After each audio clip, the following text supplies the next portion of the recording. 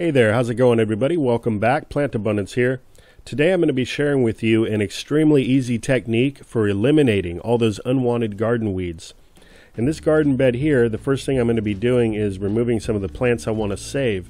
These are the Egyptian walking onions, a perennial onion, and last year in the summer, this patch became completely inundated with Bermuda grass. It started to actually crawl out of the bed into the pathways as well. It became a real nuisance. So I really want to take care of this now while we're still in the winter and the dormant season before those weeds start to reemerge. So I'm going to actually be transplanting these out around the border of the rest of my garden. Plants in the allium family, like the onions, do a great job at helping to deter different pests from the garden, which is why it can be a great technique to plant these around the border of your garden bed or the border of your entire yard.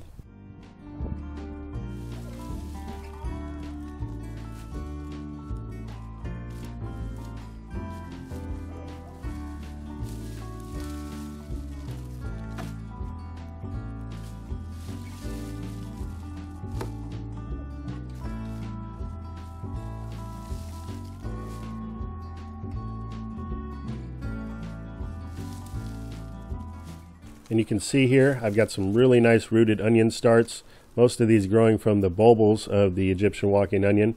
I've also got some rooted bigger bulbs that were under the ground.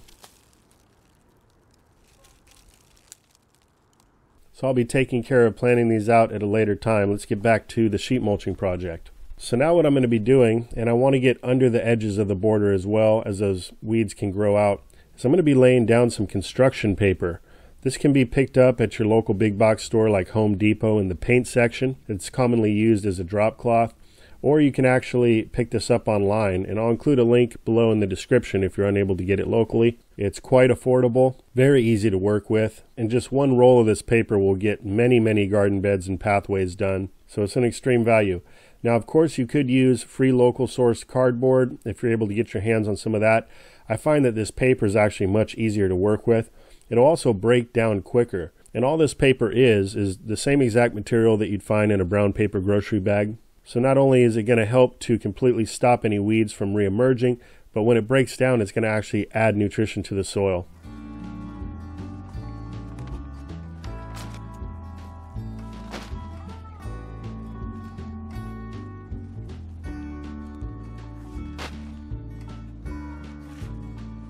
And you want to overlap each layer of paper, so I'm just pulling back the wood chips a little bit to expose a couple inches so I can get a good overlapping with the next layer.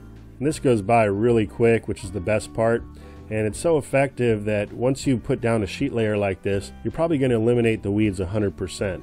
I had never sheet mulched this garden bed originally. That's why I'm having to do it now.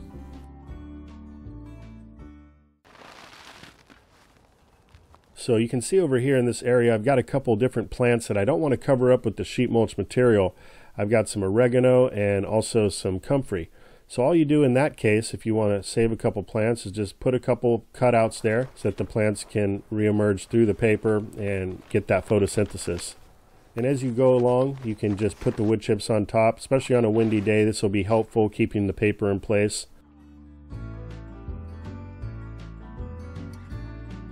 Over here I've got a different variety of onions I want to save, so same technique, just punch a hole through the paper.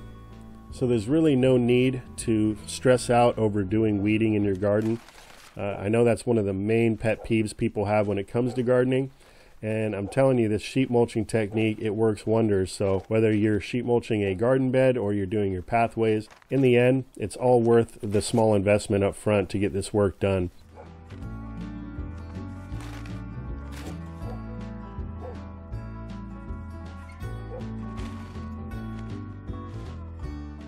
Now we're done. I'm just doing some final finishing touches, just kind of leveling out these wood chips, pulling out some of the bigger sticks, and that's all there is to it.